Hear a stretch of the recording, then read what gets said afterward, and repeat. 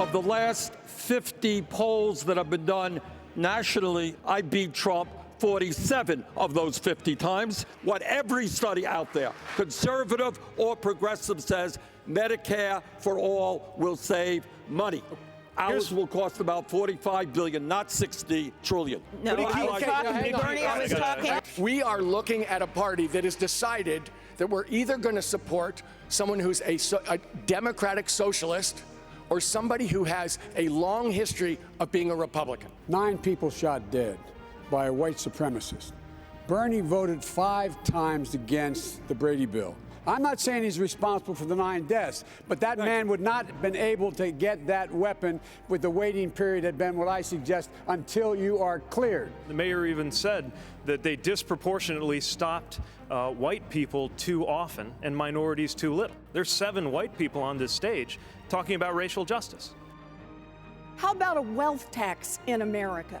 Because with a 2-cent tax on just the top 1/10 of 1%, we have a chance to invest in universal child care for every one of our babies, to really level the playing field, put $50 billion into historically black colleges and universities. And I don't agree with some of my colleagues here about putting hard-earned taxpayer money into rich kids going to college. What I think we need to do instead is look at what our needs are in our economy. So those were just some of the key moments during last night's Democratic debate. 7 candidates faced off in the high-stakes debate, going after each other on policy differences and past decisions. This was the last debate before Saturday's South Carolina primary, and of course, also the last debate before Super Tuesday next week, where 14 states will make their presidential picks. So Antjuan Seawright, as promised, joins us now from Charleston, South Carolina. He's a CBSN political contributor. He's also a Democratic strategist. All right, Antjuan. Bernie Sanders seemed to have avoided a lot of criticism and incoming during the last debate, not so this time around, so much so that there was sort of a debate about the Castro regime, which is sort of surprising to have for this presidential campaign season. So how did he do? He knew that these attacks were coming. How did he counter them? I think he was prepared. Look, say what you want about Bernie Sanders, say what you want about his message. He is the most consistent and loyal, perhaps, candidate within the playing field we have in this nomination process.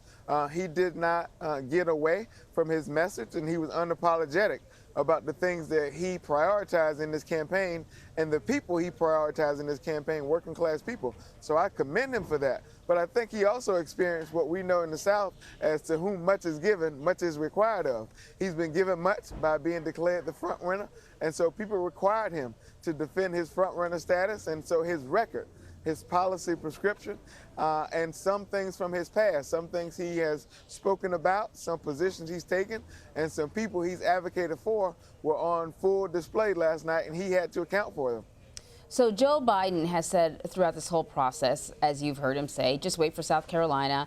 The African-American vote is going to make a difference. And South Carolina was his firewall. So I presume he needs to win, and not, by a little. It needs to be a decisive win. How much is he going to have to, how important is it for him to win decisively, not just for South Carolina, but heading into Super Tuesday?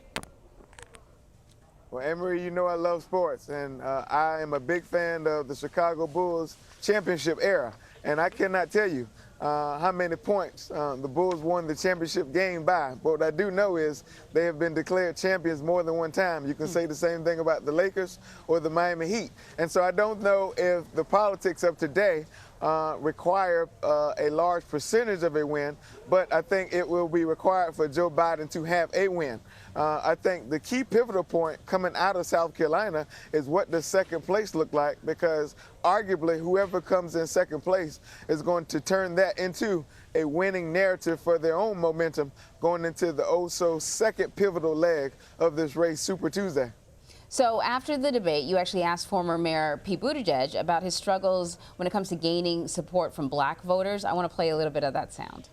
It's with a message of economic empowerment. It's a message of delivering health equity. We've seen how the systemic and institutional racism that we've experienced in this country, that black Americans have experienced, and that has been tolerated for far too long, is affecting everything from health to housing to education to access to the vote itself. And, I was humbled by the awareness that there were 7 white folks up there talking about racial justice. And so the best thing that I think we can do is to try to make sure that these voices who have had the lived experience are lifted up. Antjuan, the one thing that I noticed about sort of all the candidates is you didn't get a lot in terms of detailed policy promises, things that would actually change if they were in the Oval Office that would help African Americans. Do you think that Pete Buttigieg did anything to improve his level of support within the black and brown communities? I certainly think he has taken the necessary steps to make a strong attempt.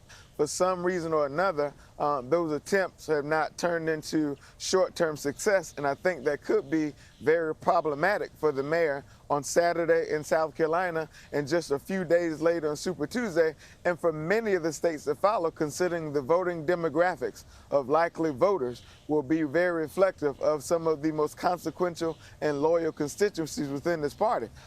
But here's what I do know, and I said this to the mayor last night.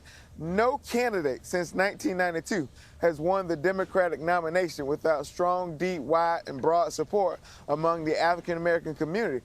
I don't know if this moment in history will change that narrative or change that same concept. So if he wants to be on the straight and narrow path to our party's nomination, he's going to have to find a way to galvanize and energize African-American voters and bring them under the Pete Buttigieg tent. So there was a lot of debate when it came to policy issues like healthcare, education, gun reform, the economy. But CBS News, issued a poll that we sort of do tapping into what voters feel as they're watching the debate. And Senator Klobuchar's comments on candidates infighting that would ultimately lead to President Trump's reelection. Circular firing squad is what people say. That was deemed the most memorable moment of the night. What does that tell us about the priorities for Democrats as the race continues to intensify?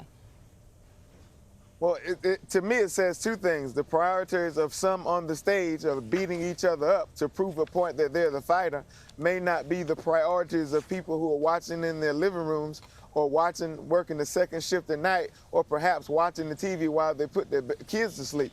The second thing it tells me is this fear that we will repeat the sins of 2016 and not merge together once we decide as a party who our nominee will be is on the top of the hearts and minds of people who will participate in this process.